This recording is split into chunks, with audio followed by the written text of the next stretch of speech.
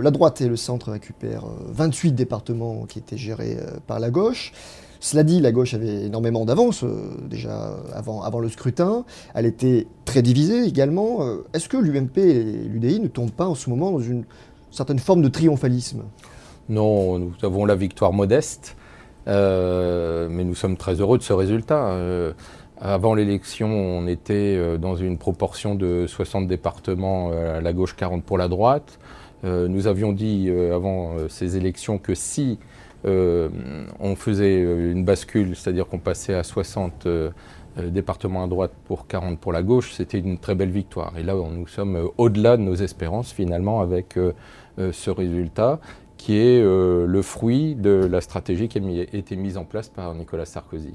Alors quand on regarde le résultat, votre victoire est évidemment incontestable, mais il y a 50% de participation et d'abstention, et dans les 50% de participation, ça se divise grosso modo en 3, ce qui fait que chacun a une adhésion assez faible. Le Parti Socialiste, n'en parlons pas, c'est un électeur sur 10, mais vous, c'est moins de 2 électeurs sur 10. Est-ce que l'étroitesse de cette base électorale ne vous inquiète pas pour conduire des réformes qui peuvent être compliquées, qui peuvent être...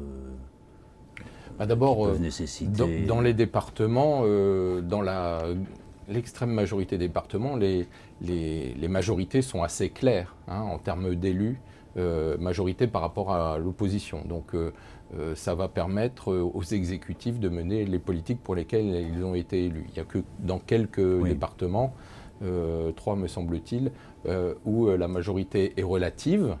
Et donc, ce seront aux élus de prendre leurs responsabilités, de savoir s'ils bloquent le fonctionnement du département ou si ils laissent la majorité au-delà, relative. d'une manière générale, le fait d'avoir une adhésion, une base faible, est-ce que c'est pas un problème en politique? C'est un problème de la démocratie. De la démocratie, c'est pas propre à l'UMP. Une baisse de la participation.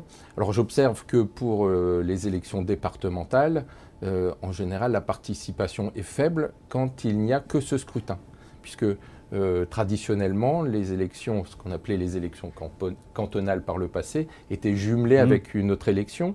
On faisait le renouvellement des départements par moitié et chacune de ces élections était jumelée soit avec les élections régionales, soit avec les élections municipales, ce qui apportait une plus grande mobilisation des électeurs, sauf la dernière fois où il n'y avait eu, en 2011, qu'une seule, le renouvellement par moitié des conseils départementaux, avec cette seule élection où, et là, la participation avait été très faible. Mais quand c'est jumelé avec une autre élection, la participation est plus forte. Moi, j'ai regretté que François Hollande ait souhaité reporter les élections régionales au mois de décembre, parce que sinon, les élections départementales que nous venons de vivre auraient dû être jumelées avec ces élections régionales. Il était tenu par la réforme des régions. Ah oui, mais ça, c'est sa volonté.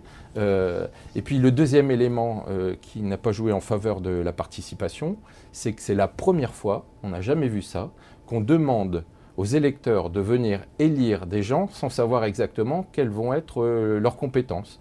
C'est-à-dire que la loi qui fixe les compétences des départements est encore aujourd'hui au Parlement et vraisemblablement, elle ne sera votée définitivement qu'au cours du mois de juillet. Ça veut dire qu'on a dit aux électeurs, venez voter, mais on vous dira après pourquoi vous avez voté.